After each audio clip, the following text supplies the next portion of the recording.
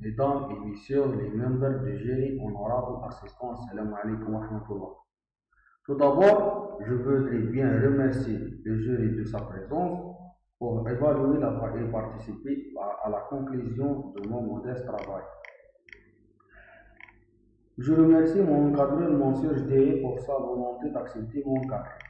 Monsieur, j'ai l'honneur de vous présenter mon projet de fin d'études pour l'obtention d'un diplôme de master en informatique, option administration et sécurité de réseau, intitulé Études comparatives entre deux protocoles de routage géographique sans balise, BLR et BOS, dans le réseau de capteurs sans fil. Mon travail est élaboré en 6 étapes. D'abord, introduction, ensuite le routage géographique. Après, on va faire une présentation de performance BLR. En même temps, on va parler sur l'implémentation et l'analyse de performance de BLR. À la fin, on a fait une comparaison entre BLR et BOS et on termine par la conclusion. Un réseau de capteurs sans fil est constitué d'un nombre important de nœuds capteurs déployés d'une manière aléatoire ou déterministe pour collecte de l'information sur le phénomène à observer. Chaque nœud participe au routage en transmettre l'information aux autres capteurs jusqu'à arriver au sync. Une fois l'information arrivée au sync sera transmise par l'Internet ou par le satellite à l'ordinateur central pour analyse et prendre la décision. Le choix de prochain nœud relais qui va transmettre l'information dépend de l'algorithme de routage utilisé et le routage qui minimise la consommation d'énergie participe à l'augmentation de durée de vie du réseau. Il y a plusieurs domaines qui utilisent le réseau capteur sans fil comme les plus importantes méthodes pour la collecte d'informations. Nous citons ici quelques-unes. Le domaine médical, le domaine agricole et environnemental et le domaine militaire. Le routage géographique, le principe de base. L'idée du protocole de routage géographique est d'utiliser les positions géographiques des nœuds pour prendre les décisions de routage dans la direction du sync. Pour cela, chaque nœud doit connaître sa position et la position du sync à travers un mécanisme de localisation, soit par un système comme GPS ou un logiciel comme un protocole de localisation. Les protocoles de routage géographique sont classés en deux catégories. Des protocoles de routage avec balise et des protocoles de routage sans balise. Les protocoles de routage géographique avec balise exigent que les nœuds transmettent périodiquement un message hello à un son afin de permettre aux voisins de connaître leur position. Protocole de routage géographique sans balise pour réduire la charge due à ces messages. Le protocole de routage géographique sans balise a été proposé pour la découverte de voisinage est faite uniquement à la demande à travers un mécanisme de sélection de prochains sons d'un message. Présentation du protocole BLR. Définition. L'algorithme de routage sans balise BLR est un protocole de routage qui utilise l'information de localisation pour réduire la surcharge de routage. BLR n'exige pas que les nœuds diffusent périodiquement des messages hello, appelés beacons. Les zones de transfert. La zone de transfert doit être grande afin d'augmenter la probabilité de trouver un nœud dans la zone. Sur la figure, 3 zones possibles sont représentées, à savoir un secteur, un triangle lumineux et un cercle, qui remplissent la condition de réception mutuelle possible pour les nœuds situés dans ces zones. Présentation de protocole BLR. Durée de transmission dynamique, DFD. Chaque nœud au sein de la zone de transfert détermine d'abord différents paramètres, tels que sa progression P vers la destination par rapport à un dernier son et sa distance D de la ligne SD. Voir la figure stratégie de transfert. La fonction qui calcule les valeurs de temporisateur DFD de nœuds individuels pour appliquer différentes politiques de transfert. La fonction numéro 1 implémente essentiellement MFR. Un nœud avec moins de progression introduit un délai plus grand qu'un nœud avec plus de progression. La fonction 2 implémente un NFP légèrement modifié. Un NFP n'est pas directement applicable car un nœud ne sait pas quel voisin est le plus proche. Le nœud avec le moins de progrès introduit le délai le plus court et transmet le paquet. La fonction numéro 3 est une combinaison de ces deux fonctions précédentes. Dans notre projet, nous avons utilisé la fonction numéro 3. Procédure de routage de protocole BLR. Le routage de protocole BLR passe par 4 phases. Premièrement, phase de transfert d'un paquet data. Si un nœud source a un paquet de données à envoyer, il détermine d'abord la position de la destination et stocke ses coordonnées géographiques avec sa propre position actuelle dans l'entête du paquet. Il diffuse le paquet à tous les nœuds voisins. Deuxièmement, phase de réception d'un paquet data. À la réception d'un paquet, la seule information disponible dont dispose un nœud intermédiaire est sa propre position et la position de nœud précédent et de nœud de destination extraite de l'entête du paquet. Troisièmement, phase de retransmission d'un paquet data.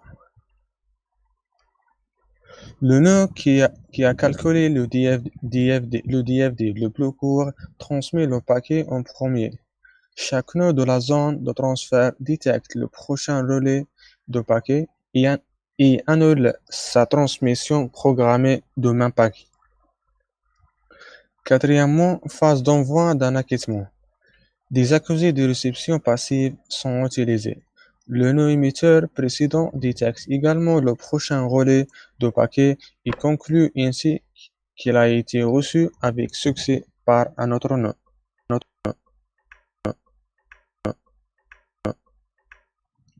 Implémentation et analyse de performance de BLR. Pour l'implémentation du protocole BLR, on a utilisé un simulateur qui est capable de représenter les principales caractéristiques d'un réseau de capteurs sans fil et d'intégrer les protocoles de routage avec la possibilité de réaliser plusieurs scénarios dans un temps plus court. Pour cela, nous avons choisi d'utiliser le simulateur Omnet++ avec Castalia. Omnet++ est un environnement de simulation de réseau de communication. Omnet++ n'est pas spécialisé pour les réseaux de capteurs sans fil. Castalia introduire ce manque dans Omnet++.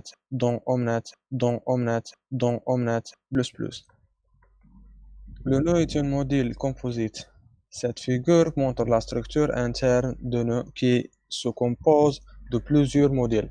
Par exemple, le Resource Manager et Mobility Manager et la module de communication et Sensor Manager et l'application.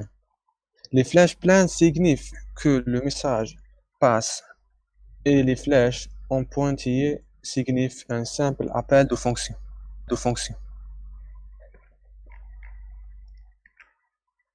Lorsqu'un paquet data est généré par la couche d'application, si le signe dans la zone de transmission d'un nœud source, on doit diffuser un message data et atteindre un accusé de réception passive. Si le signe dans la zone de transmission, le paquet sera envoyé directement, un message ACK sera attendu de la part du signe. Le nœud source écoute et attend la rémission de son paquet data, sinon un nouveau processus d'envoi pour ce paquet data sera lancé. Les paramètres de simulation est présent dans notre projet. Implémentation et analyse de performance du protocole BLR. Analyse de performance du protocole BLR. Nous avons effectué la simulation du protocole BLR selon les 4 métriques utilisées: les paquets dupliqués, les paquets délivrés, la consommation d'énergie, le délai moyen, par rapport aux 3 types de mouvements de signe. Pour la simulation, on a fait varier les paramètres de simulation, délai de simulation et la vitesse de mobilité, le nombre de régions et la longueur de champ et voir le comportement du protocole BLR selon le mouvement de sync. En ce qui concerne le paquet délivré, il est remarquable que le BLR donne de meilleurs résultats lorsque le sync est en mouvement aléatoire que régulier. En revanche, les paquets délivrés diminuent considérablement lorsque le champ est étendu et le nombre de paquets délivrés sera augmenté si le délai de simulation est plus long comme indiqué sur la figure. En ce qui concerne le paquet dupliqué, le protocole BLR donne de meilleurs résultats avec un sync fixe plutôt qu'un sync mobile. D'autre côté, le paquet dupliqué en diminue de manière considérable lorsque le champ a été étendu comme le montre la figure. En ce qui concerne l'énergie, le BLR donne le meilleur résultat lorsque le sync est fixe plutôt qu'un sync au mouvement. Augmentation de la durée de simulation donne une consommation d'énergie presque identique pour les trois types de mouvements de sync. L'augmentation de longueur de champ de transmission implique une légère différence de la consommation d'énergie pour le protocole BLR selon les trois types de mouvements. En ce qui concerne le délai moyen, BLR donne les meilleurs résultats lorsque le sync est fixe plutôt qu'un sync en mouvement. Comparaison BLR et BOSS. Cette simulation consiste à faire une comparaison entre les deux protocoles selon les trois cas de mobilité du sync, en faisant varier les quatre paramètres de durée de simulation et la vitesse de mobilité, longueur de champ et le nombre de régions. Pour avoir quatre diagrammes sur la métrique, utilisez les paquets dupliqués et le paquet délivré, la consommation d'énergie et le délai moyen. Le protocole BOSS est un protocole de routage géographique sans balise. Pour transmettre un paquet, BOSS utilise une procédure de routage de three-way handshake. Premièrement, phase de diffusion d'un message data. Deuxièmement, phase de l'attente d'une réponse. Troisièmement, phase de sélection de prochains sons.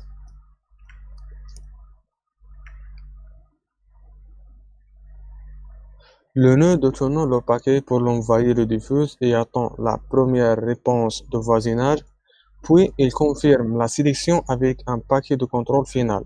Pour réduire la surcharge, il utilise un schéma d'accusé de réception passive pour confirmer la réception réussie de paquets transmis.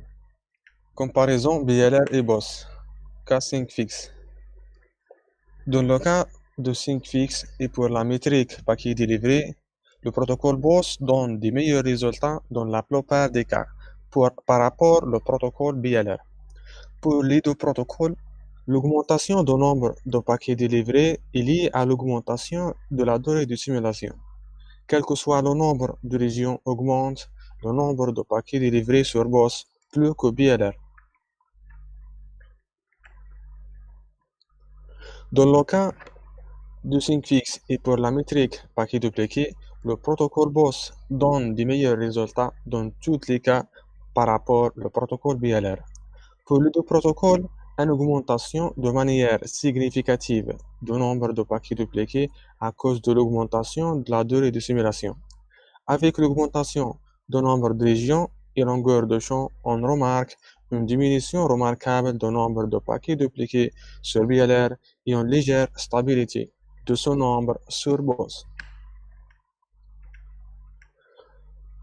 Dans le cas de sync fixe et pour la métrique consommation d'énergie, le protocole BLR donne les meilleurs résultats dans la plupart des cas par rapport au protocole BOSS.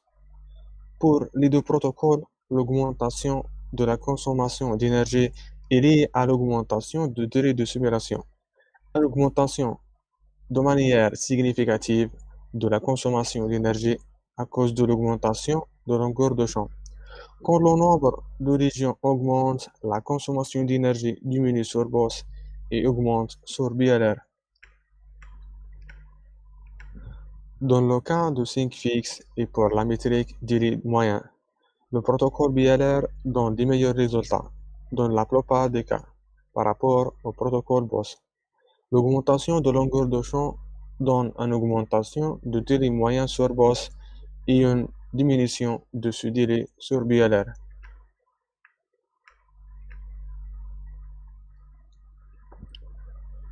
Cas sync en mouvement aléatoire. Dans le cas de sync en mouvement aléatoire et pour la métrique paquet délivré, le protocole BLR donne des meilleurs résultats dans tous les cas par rapport au protocole BOSS. Pour les deux protocoles, l'augmentation du nombre de paquets délivrés est liée à l'augmentation de durée de simulation. Dans le cas de sync fixe, dans le cas de sync en mouvement aléatoire et pour la métrique paquet dupliqué, le protocole BOSS donne des meilleurs résultats dans tous les cas par rapport au protocole BLR. Le nombre de paquets dupliqués dans BLR est beaucoup plus élevé que ce que l'on trouve en BOSS.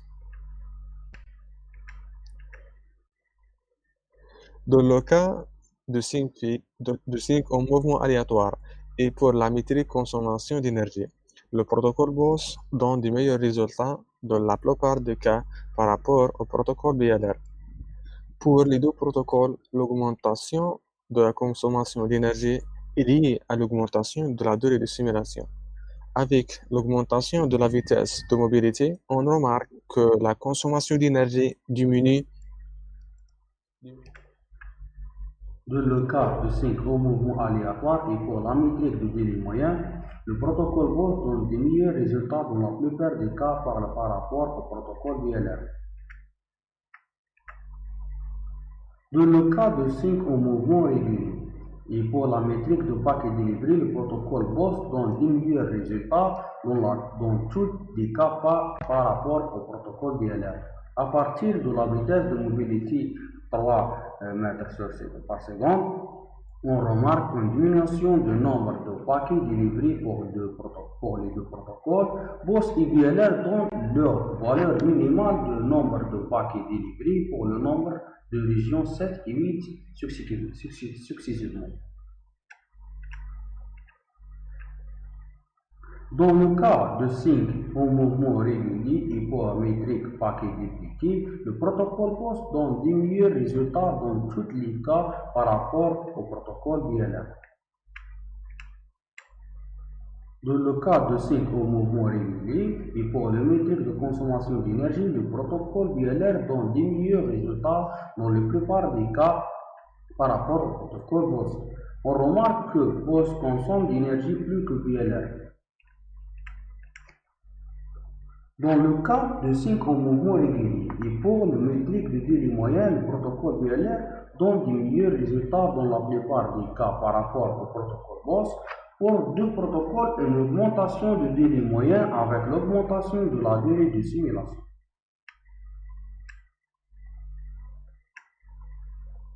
Les protocoles de routage géographique sans balises beaconless ont été proposés dans le but de valider les problèmes liés à l'utilisation des balises dans l'environnement mobile. Ces protocoles n'utilisent pas les balises message hello périodiques pour acquérir des informations sur les positions de ses voisins.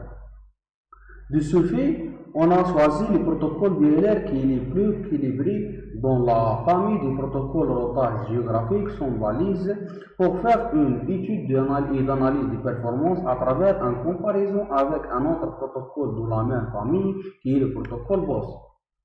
L'algorithme de routage sans balise BLR est un protocole de routage qui utilise les informations de localisation pour réduire la surcharge de routage, cependant contrairement à d'autres protocoles de routage basés sur la position. Les résultats obtenus ont montré que dans le cas de sync en mouvement aléatoire, le protocole BOSS donne des meilleurs résultats que le protocole BLR. Dans le cas de sync au mouvement régulier, le protocole BOSS donne meilleurs résultats pour les deux paramètres paquet dupliqué et paquet délivré. Le BLR donne résultats pour les deux paramètres énergie et le délai moyen bout en bout. Dans le cas sync fixe, le protocole BOSS donne meilleurs résultats pour le protocole paramètre paquet dupliqué et le paquet délivré. Le BLR donne un bon résultat pour les deux paramètres d'énergie et délai moyen bout en bout. Enfin, nous y tient à signaler que ce travail m'enrichir mes connaissances dans le domaine de réseau capteur sans fil, ce domaine intéressant qui est représenté à l'avenir de recherche pour la réseau sans fil. Merci de votre attention.